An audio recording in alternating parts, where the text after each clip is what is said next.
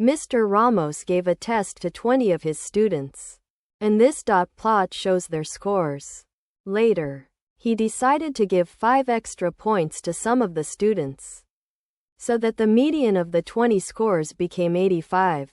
What is the minimum number of students who received extra points? You can pause here and solve the problem before seeing the solution.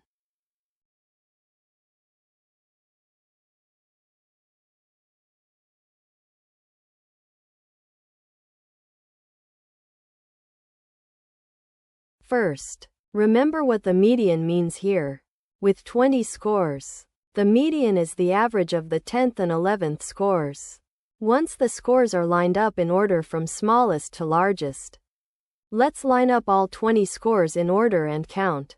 The first 2 are 65, then 2 70s, then 4 75s, and then 5 80s. That means the 9th through 13th scores are all 80. So the 10th and 11th scores are both 80. And the median right now is 80. We want the median to be 85. So the 10th and 11th scores must both be 85. That means at most 9 students are allowed to score below 85.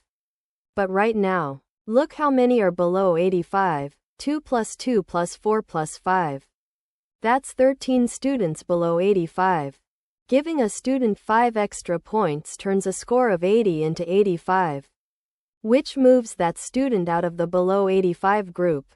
We need to go from 13 students below 85 down to 9.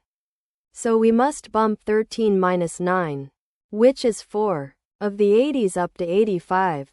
Watch 4 of the 80s become 85s. Now the 10th and 11th scores are both 85.